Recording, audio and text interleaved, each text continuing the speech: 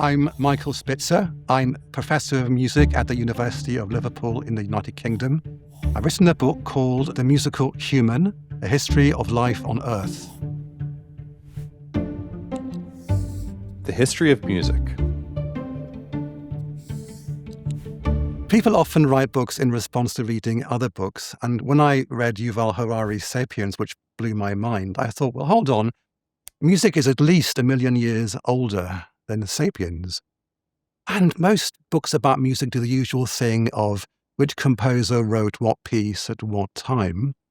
And I wanted to get away from that and see the bigger picture. We're in a kind of moment of thinking of the global, of the universal. And music is absolutely universal. It also transcends *Sapiens* because animals have music, birds and whales and other creatures. And ultimately, the musical human is a musical animal.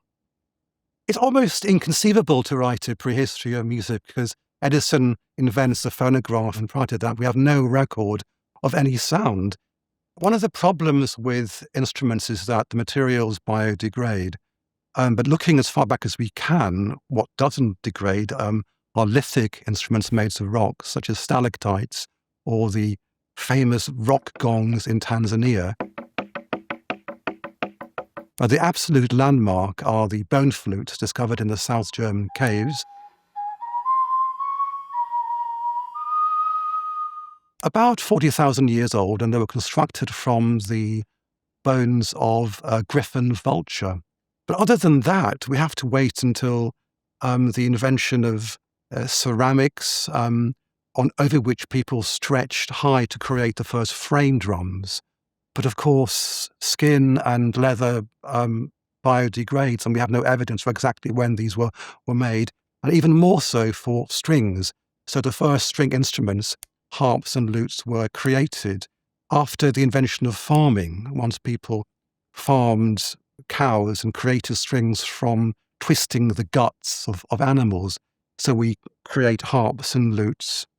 But again, strings biodegrade. So we have to work inferentially by mapping from what we do know and looking at, say, the prehistory of anatomy, of the evolving technology of tools, reverse engineering from linguistics to model language, and observing everyday life across the world in hunter-gatherer societies in different environments. It's as much about piecing together a number of disciplines. And here's an example of an inferential argument. About 1.5 million years ago, Homo ergaster, one of our hominin ancestors, invents what is called a bifacial axe. This is an axe with two symmetrical faces. Now, the capacity to create symmetry in an axe bespeaks two things, an ability to create a beautiful form, a symmetry, and an enjoyment of form for aesthetic reasons. We can also borrow from psychology to create an inference that you can map from the domain of tools to the domain of sound, because mental capacity is cross-modal. So the ability to create symmetry is also found in sound, and we call symmetrical sound meter or regular rhythm. So it's a fair argument that given the evidence of a bifacial hand axe, Homo ergaster would have been able to tap that axe in a symmetrical rhythm or using musical meter. When we talk about the origin of music, it's really about assembling elements of music which were synthesized much further down the road. And one of these elements was bipedalism, that what marks the first hominins apart from apes and our common ancestor was getting up on our feet. 4.4 million years ago, an Australopithecine called Ardi stood on her legs and walked. And ever since then, the rhythm of walking has stamped human music. But much more than that, pun intended, that the first steps put us on the path to forging links between the brain and muscular exertion and sound. And the hominins learned to hear footsteps as a pattern. And what patterns give you is a sense of time. You can predict what will happen next. And the idea of walking also gives humans a fascination with this metaphor that music moves. And if you think about it, music does not move. Music is just sounds or tones floating through the air. But we imagine that one note moves to the other. And most of music, be it a symphony or a song, unfolds a journey. And this journey takes us from one point to another in our minds. It's an imaginary journey, a very long distant echo from the journey of our ancestors out of Africa. But walking is the first step of a whole cascade of evolutionary adaptations. And so many things evolve. Our cranial volume triples in size. We become a lot smarter. And with our increased brain size comes a capacity to control our fingers, to make links with the motor domains of our brain. We become more dexterous and ultimately more capable of crafting flutes and playing them. But standing up also gives us more space to breathe. And our larynx descends through our vocal tract. Our hyoid bone, which supports our tongue, evolves so we can articulate what we sing. As our vocal tract learned how to produce an infinitely greater variety of sounds, our capacity to make sounds exceeded their function. If you compare us with, say, the vervet monkey, they can make 4 kinds of calls, and each call warns other monkeys of a particular kind of prey. But when you can produce 1,000 kinds of sounds, there's an excess of sounds, and this is where music starts to become a possibility, where you're playing with sound, you're enjoying sound for sound's sake, no longer having a function. And at this point, I think that human music steps away from animal vocalization or animal calls.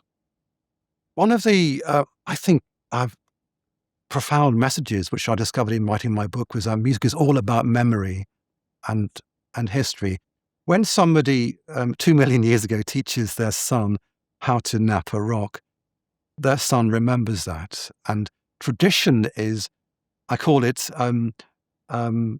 congealed muscle memory. Learning how to do something is a haptic, it's a meme, as Dawkins would say, it's mimetic.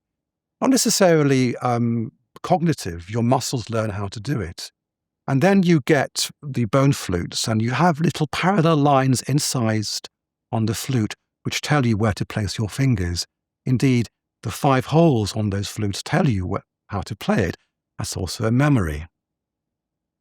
Most cultures across the planet see music as a way of explaining where their music came from. Here's an example. The Kaluli tribe of New Guinea, Papua New Guinea, they believe in their belief system that music comes from the mooney bird, a kind of fruit dove, and they believe that the birds hovering above the forest canopy are literally their ancestors speaking to them. And in imitating the call of the dove, they're participating in the great circle of life. They're singing back their ancestors' songs. And that is recorded history. In the West, an example of that is a Beethoven symphony like the Eroica, which rehearses the memory of what it's like to live under Napoleon and fight a battle in 19th century France. So all music, be it in the West or across the planet or going back millions of years ago, is very intimately connected to memory and to history.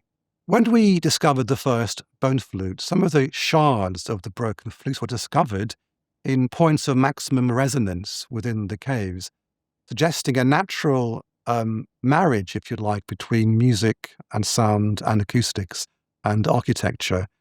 And that also obtains, in the West. There's no accident that a church is essentially a cave to worship a god. and the natural affinity between plain chant, singing in church, and the acoustics, the resonance of that. So music goes together with architecture. In the caves, it's very likely that they were reserved for rituals. Nobody wants to live in a cave. So these were dark and possibly dangerous places, full of mystery, portals to the divine, the lairs of savage beasts. And they would be reserved for special ceremonies or rituals, utilizing the astonishing resonance that the cave, the stone, affords to the flutes or the human voice or banging stalactites. Otherwise, people would create music around the hearth. The hearth is a point of stability where you have the fire. Fire and the fixed quality of fire is a symbol for the fixed quality of a musical ritual.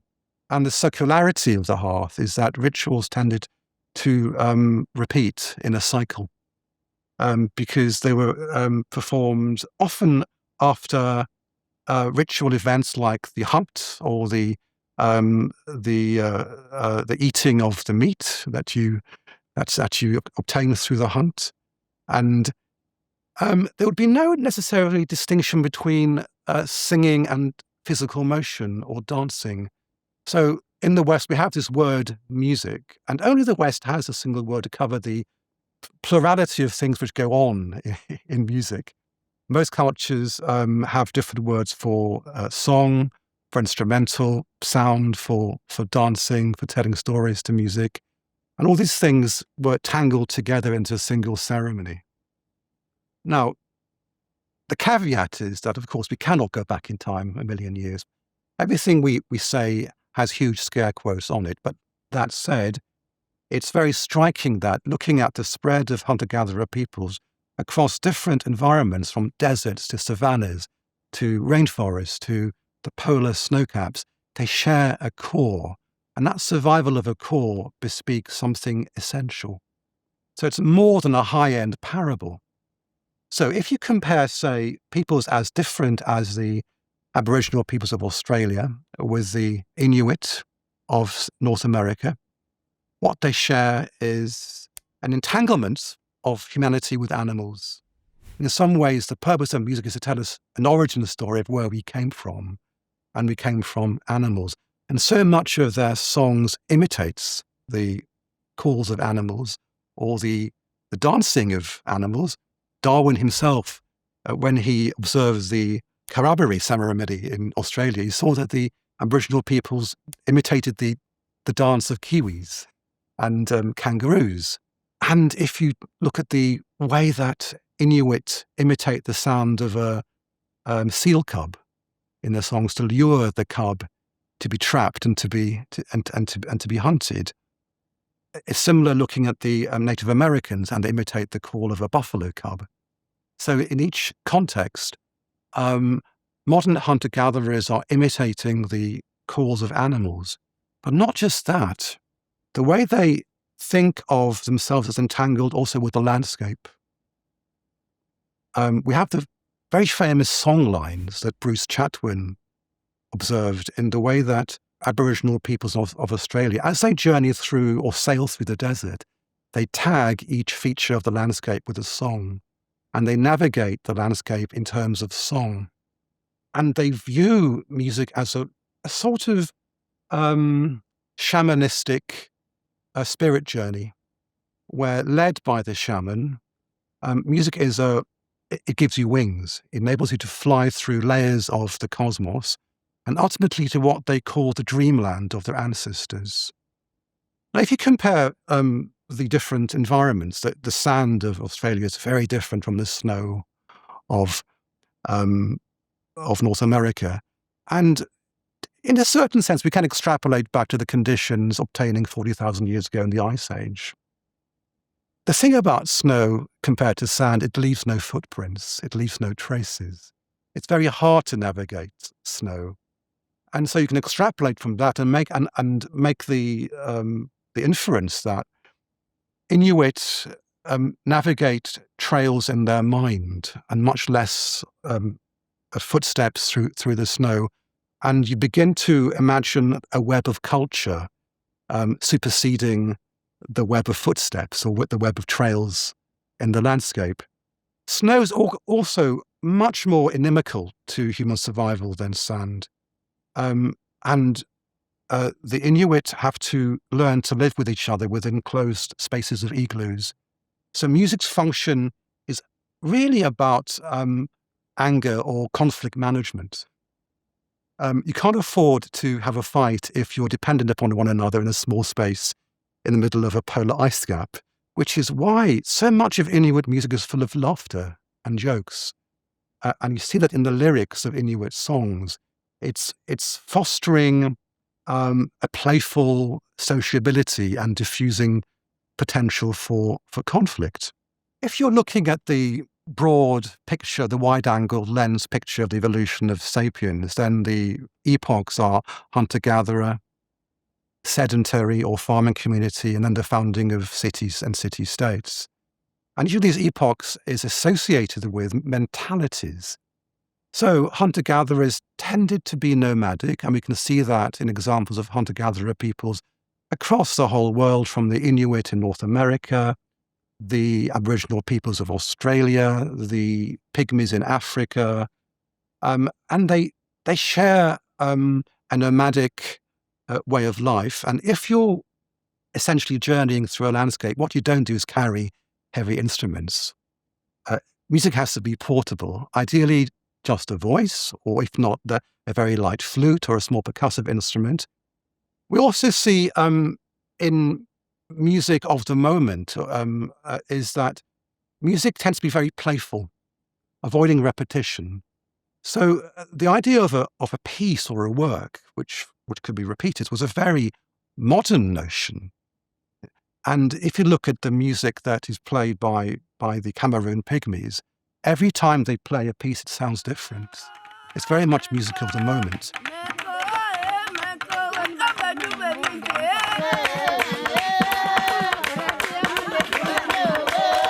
Now, what changes when you invent farming and agriculture? You settle down, and your whole mindset becomes fixed on the circle of the seasons, the circle of life. And music has roots, it digs down, and there's music composed for every frame of the circle of life, the cycle of the seasons. And you invent the work, the repeatable work, and the structure of the work becomes as cyclical as life itself. You invent the circle in music. You invent musical rituals. And once music migrates from the farm to the town, certain changes happen. Instruments can become heavy because you start to set quite permanent roots into the town. You create heavy instruments like bells and gongs, but also very delicate ones like harps and lutes, which will be damaged over a journey. And music's function now also changes with the growth of social hierarchy. The job of music is to be a handmaiden, to serve the power of the prince or the church. And musicians become professionalized, and their job is to create music to be listened to for people with leisure. And this is the origin of what we call concerts. We have to get away from the modern notion that music was performed in what we call concerts. To have a concert requires leisure, requires money, and oftentimes it's the aristocrats or the upper middle class who had the time to sit back and enjoy music performed for them. For most people over millions of years, that didn't happen. So the rule is that most music was performed functionally in the fields. For instance, the cotton hollers we have in the 19th century were performed on the water. And we think of examples of sea shanties. The quality of the song reflects the activity. So on a boat, you're closely confined, and when you're hauling the anchor, the rhythm of hauling, blow the man down, a sea shanty necessarily imitates the rhythm of work.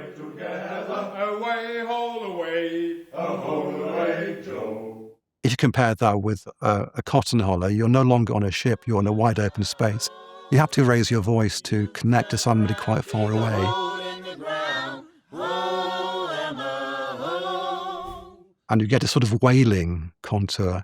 And indeed, many people argue that blues in jazz originates from the sadness, the grief of wailing, which happens naturally in a cotton hollow, where you'll be wailing, literally bewailing your state of life.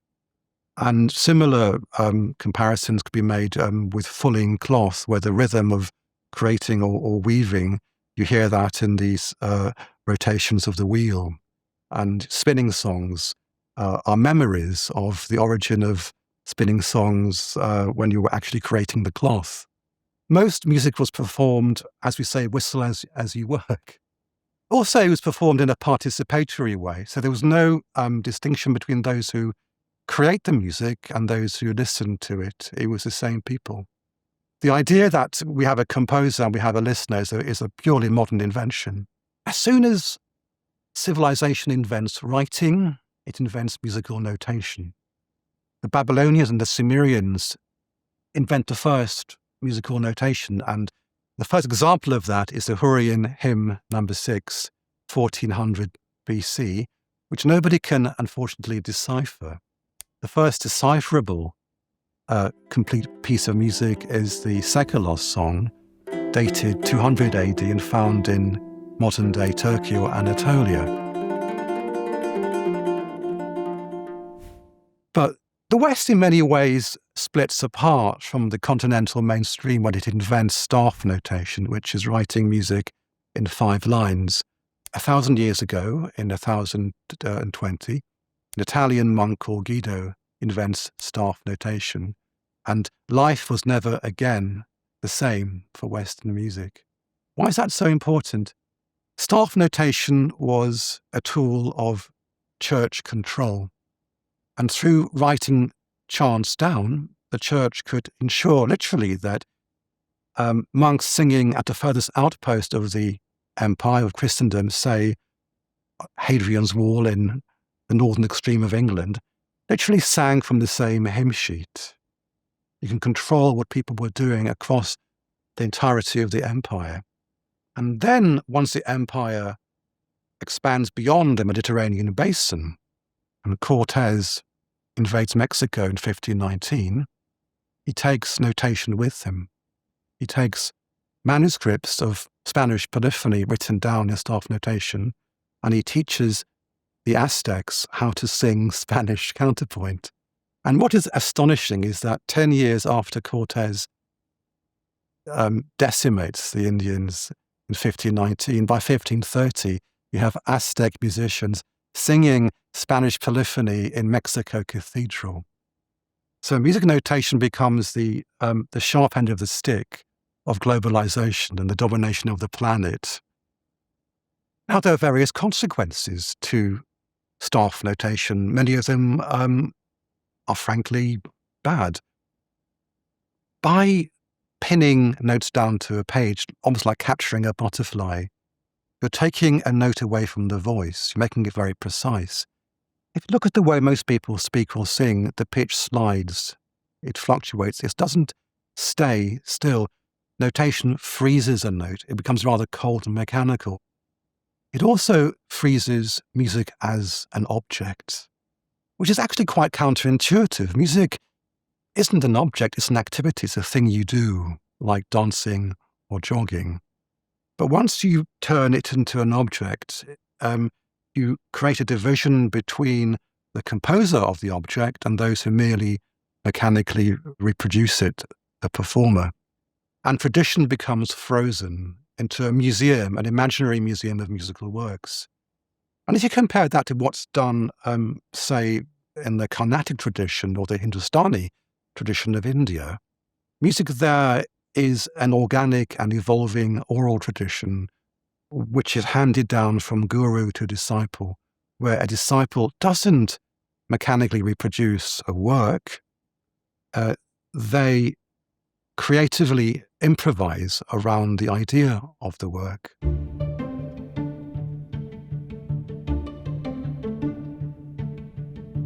Want to support the channel? Join the Big Think members community where you get access to videos early, ad-free.